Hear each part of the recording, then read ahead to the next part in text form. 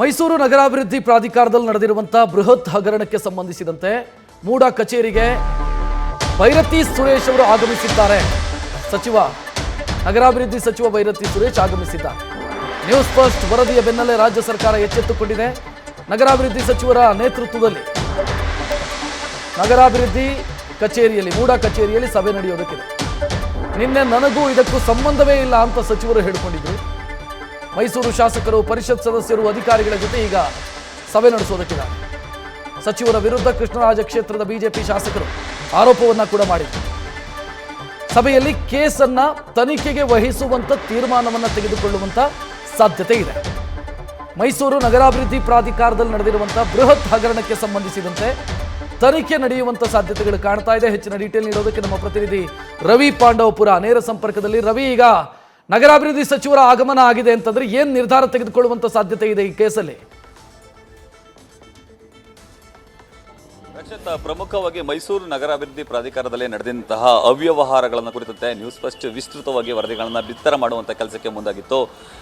ಭಾಗ 1ರಲ್ಲಿ ಶಾಂತಮ್ಮ ಅವರಿಗೆ ನೀಡಿದಂತಹ ಹಾಗೂ ಭಾಗ 2ರಲ್ಲಿ ನಾಗರಾಜ್ ಅವರಿಗೆ ಮತ್ತು ಇವತ್ತು ಮೂಡಾದ ಅಧ್ಯಕ್ಷರಾದಂತಹ ಮರಿಗೌಡ ಅವರೇ ಅಕ್ರಮ ಎಸಗಿರೋ ಕುರಿತಂತೆ ನ್ಯೂಸ್ ಫಸ್ಟ್ ಎಳೆಯಾಗಿ ಬಿಚ್ಚಿಡುವಂಥ ಕೆಲಸಕ್ಕೆ ಮುಂದಾಗಿತ್ತು. ಇದಕ್ಕೆ ಸಂಬಂಧಪಟ್ಟಂತೆ ನಿನ್ನೆ ಭೈರತಿ ಸುರೇಶ್ ಅವರು ನ್ಯೂಸ್ ಫಸ್ಟ್ ಜೊತೆ ಮಾತನಾಡ್ತಾ ಅಲ್ಲಿ ಅಕ್ರಮಗಳ ಬಗ್ಗೆ ನನಗೆ ಗೊತ್ತಿಲ್ಲ ಅನ್ನೋ ಒಂದು ಉತ್ತರವನ್ನು ನೀಡುವಂಥ ಕೆಲಸಕ್ಕೆ ಮುಂದಾಗಿದ್ರು. ಆದರೆ ಇವತ್ತು ಏಕಾಏಕಿ ಮೌಖಿಕ ಆದೇಶವನ್ನು ನೀಡುವುದರ ಜೊತೆಗೆ ಅಧಿಕಾರಿಗಳ ಜೊತೆ ಸಭೆಯನ್ನು ಮಾಡಲಿಕ್ಕೆ ದಿಢೀರ್ ಅಂತೇಳಿ ಬೆಂಗಳೂರಿನಿಂದ ಈಗ ಏಕಾಏಕಿ ಬಂದಿದ್ದಾರೆ. ಈಗಷ್ಟೇ ಅವರು ಒಳ ಪ್ರವೇಶ ಮಾಡಿದ್ದಾರೆ. ಒಳಗಡೆ ಅಧಿಕಾರಿಗಳ ಜೊತೆ ಒಂದಷ್ಟು ಮಾಹಿತಿಯನ್ನು ಕಲೆ ಹಾಕ್ತೀನಿ ಅಂತ ಹೇಳ್ತಿದ್ದಾರೆ. ಅದ್ರ ಜೊತೆಗೆ ಇದಕ್ಕೆ ಸಂಬಂಧಪಟ್ಟಂತೆ ಅಂದರೆ ಅಕ್ರಮ ಎಸಗಿರುವ ಸಂಬಂಧಪಟ್ಟಂತೆ ನಾವು ಮಾತನಾಡಿ ಅವರ ಬಳಿ ಮಾಹಿತಿಯನ್ನು ಪಡೆದುಕೊಳ್ತೀವಿ ಅನ್ನೋ ಮಾತನ್ನು ಹೇಳ್ತಿದ್ದಾರೆ. ಆದರೆ ಈ ನಡುವೆ ಮೈಸೂರಿನಲ್ಲಿ ಸುಮಾರು 2,500ದಿಂದ 3,000 ಕೋಟಿಗೂ ಅಧಿಕ ಅಕ್ರಮ ಎಸಗಲಾಗಿದೆ. ಆ ಕಾರಣಕ್ಕಾಗಿ ಅವರು ರಾಜೀನಾಮೆಯನ್ನು ನೀಡಬೇಕು ಅಂತೇಳಿ ಕೃಷ್ಣರಾಜ ಕ್ಷೇತ್ರ ಶಾಸಕರಂತಹ TS ಶ್ರೀವತ್ಸ ಆದಿಯಾಗಿ ನಿನ್ನೆ CT ರವಿ ಅವರು ಕೂಡ ಆಗ್ರಹವನ್ನು ವ್ಯಕ್ತಪಡಿಸುವಂಥ ಕೆಲಸಕ್ಕೆ ಮುಂದಾಗಿದ್ದರು. ಬಿಜೆಪಿ ನಾಯಕರುಗಳು ಹಾಗೂ JDSನ ನಾಯಕರುಗಳು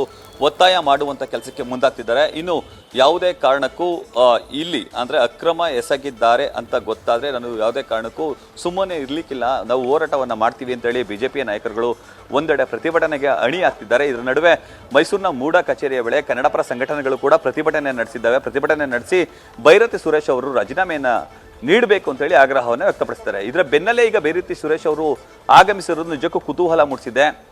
ಪ್ರಕರಣದಲ್ಲಿ ನನ್ನ ಪಾತ್ರ ಇಲ್ಲ ಅಂತ ಹೇಳಬೇಕಾದ್ರೆ ಯಾಕೆ ಇಲ್ಲಿಗೆ ಈಗ ಸುರೇಶ್ ಅವರು ಬಂದಿದ್ದಾರೆ ಅನ್ನೋದು ಒಂದು ಪ್ರಶ್ನೆ. ಆದರೆ ಭೈರತಿ ಸುರೇಶ್ ಅವರೇ ಸದ್ಯ ಈ ಒಂದು ಖಾತೆಯ ಸಚಿವರಾಗಿರೋ ಕಾರಣಕ್ಕಾಗಿ ತಮ್ಮ ಮೂಗಿನ ಅಡಿಯಲ್ಲೇ ಈ ಎಲ್ಲ ಘಟನೆಗಳು ನಡೆದಿದೆ ಅಂತೇಳಿ ಆರೋಪ ಮಾಡಿದ ಕಾರಣಕ್ಕಾಗಿ ಇಲ್ಲಿಗೆ ಬಂದಿದ್ದಾರೆ. ಜೊತೆಗೆ ಈ ಒಂದು ಪ್ರಕರಣವನ್ನು ಈಗಾಗಲೇ CID ಅಥವಾ SITಗೆ ಅಥವಾ ಸಿಟ್ಟಿಂಗ್ ಜಡ್ಜಿ ಹೀಗೆ ಯಾವುದಾದ್ರೂ ಒಂದು ತನಿಖಾ ಸಂಸ್ಥೆಗೆ ವಹಿಸಬೇಕು ಅಂತೇಳಿ ಆಗ್ರಹ ವ್ಯಕ್ತ ಆಗಿರುವ ಕಾರಣಕ್ಕಾಗಿಯೇ ಈಗ ಬಂದಿದ್ದಾರೆ. ಅಂದರೆ ನ್ಯೂಸ್ ಫಸ್ಟ್ ಬಿತ್ತರಿಸಿದಂತಹ ಎಳೆಯ ವರದಿಗಳನ್ನು ಕೂಡ ಗಮನಿಸಿದಂತಹ ಸಚಿವರು ಈಗ ತಾವೇ ಖುದ್ದು ಕ್ರಮ ತೆಗೆದುಕೊಳ್ತೀನಿ ಅಂತ ಹೇಳಿ ಬಂದಿದ್ದಾರೆ. ಆದರೆ ಯಾವ ಕ್ರಮ ಆಗುತ್ತೆ ಅನ್ನೋದು ಕೂಡ ಈಗ ಯಕ್ಷ ಪ್ರಶ್ನೆಯಾಗಿ ಕಾಡ್ತಿದೆ. ರಕ್ಷಕ್, ಥ್ಯಾಂಕ್ ಯು ರವಿ ಮಾಹಿತಿಗೆ. ನ್ಯೂಸ್ ಫಸ್ಟ್ ನಿರ್ಭೀತಿಯಿಂದ ನಿಮ್ಮ ಪರವಾಗಿ.